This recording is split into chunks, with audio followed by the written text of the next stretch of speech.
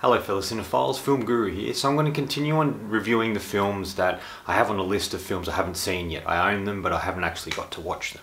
So today I've decided to review Sam Pechinpah's war classic, Cross of Iron. And like I said, this was directed by Sam Pechinpah in 1977. Stars James Coburn, Maximilian Schell, James Marsden and David Warner.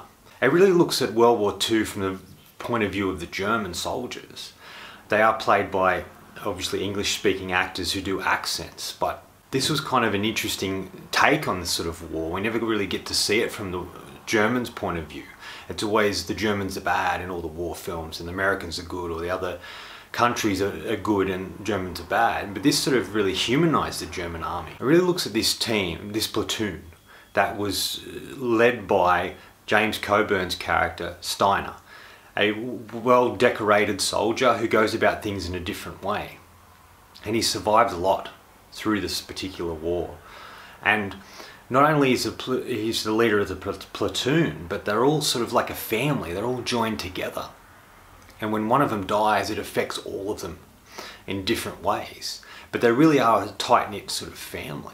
And they're trying to stick together. And they're trying to make sense of this war that they don't seem to quite understand.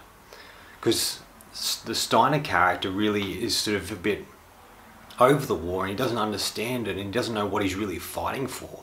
But war is all he knows, fighting is all he knows. There's a moment within the film where he's injured and he has an opportunity to leave and go home, but he chooses not to. He doesn't want to desert his men, and fighting and being a soldier is all he knows. War is really all he knows.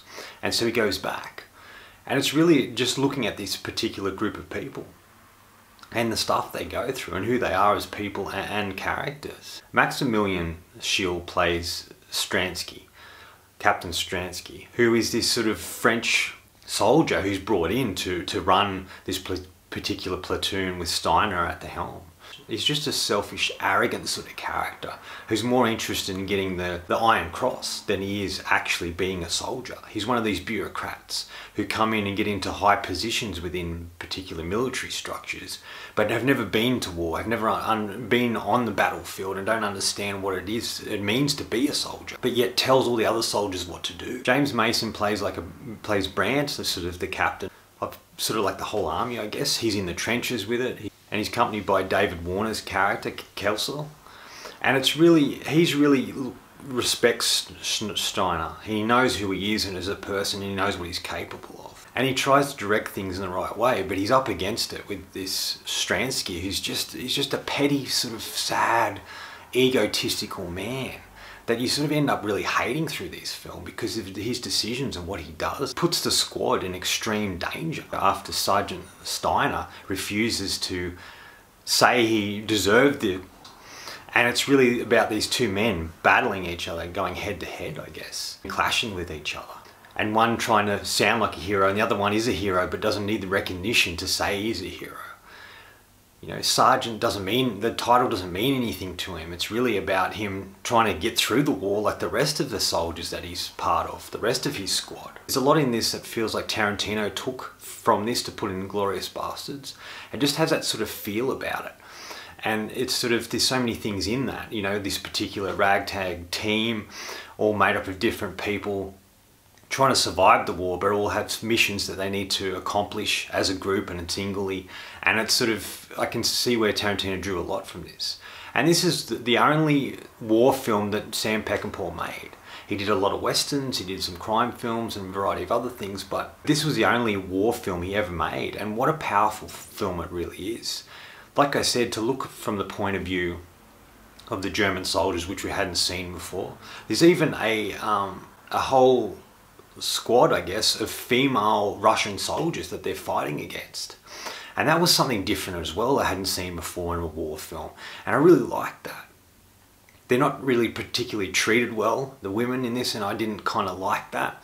But then they get to have theirs. They get to be in control once again within this particular scene that are involved in. But with that and looking at the German soldiers' point of view, I'd never seen a war film quite like this. It has all the traditional Peckinpah moments, you know, a lot of drama, a lot of men asking who they are and questioning them as human beings and what they're capable of and what's right and what's wrong. But it also really which Peckinpah was capable of, really humanises these particular men. It shows them during war, but also away from war, and how there's one particular scene where they're celebrating a man's birthday, and they're singing and drinking, and it's sort of trying to separate themselves from what they've been through, or what just waits for them just outside the bunker that they live in. And I think that's really fantastic. And it's really about these men forming this family and what they mean to each other. And I thought that was brilliant. And like I said, I hadn't seen it from this point of view before. And I think this is one of Sam Peckinpah's best films. James Coburn is fantastic in this. This would be one of his, in my opinion, one of his best roles. He plays Steiner so well. He doesn't say a lot, but when he does, his words have gravity and have a point purpose. It looks at what he will do for the men around him, and I think Coburn is so fantastic in this. And I'm really impressed with his performance here. I'm not a big fan of Maximilian Schell. I just don't know. He always plays sort of arrogant, self-absorbed characters, and I can't sort of connect to him as an actor or a performer. And this character is definitely in that vein, and I just didn't like him that much. The film sort of starts with an opening credit sequence in a way, but it's just sort of images of soldiers during war and footage of people fighting, and this footage of Hitler coming onto the battlefield and a variety of other things. But there's this really sort of childlike music that's playing over the top of these images. It's sort of a juxtaposition of what's actually going on. They're showing the violence and the terribleness of war, but with this sort of lighter song playing in the background, like little kids singing, and it's just really odd, and it plays with the imagery that we're seeing, and it ends in that sort of way as well, in that sort of vein. It's a sort of film and characters I could invest in, I could get behind, and I really wanted them to survive and get through this. The only criticism I would have for this film is that at the beginning you're not quite sure, because you know James Coburn is an American actor, but you're not quite sure whether they're just taking the uniform of the American soldiers, or if they're Germans or Russians or what they are, and it isn't revealed until much later in the piece. Because sometimes when they did the accents, they used their normal voices and you couldn't really tell a lot of the times. And it took me a while to understand what was going on. And it seemed to look at the Germans versus the Russians, so I'm not quite sure about what period of time that was or why that was happening at that time. I don't really know a lot about that sort of war. It was a good way of looking at the German soldiers and humanizing them as people rather than just evil bad guys in war films or evil people within history. Like normal, when Peckinpah does a film with violence in it, he really shows violence, and this is another example of that. It has a lot of similar shot sequences that Wild Bunch had, a lot of slow motions and people getting shot over and over again. There's a lot of explosions and a lot of violence, but it serves a purpose within the film. It is a war film after all, so this is all part of it, and that sort of encompasses a bit of what Peckinpah did.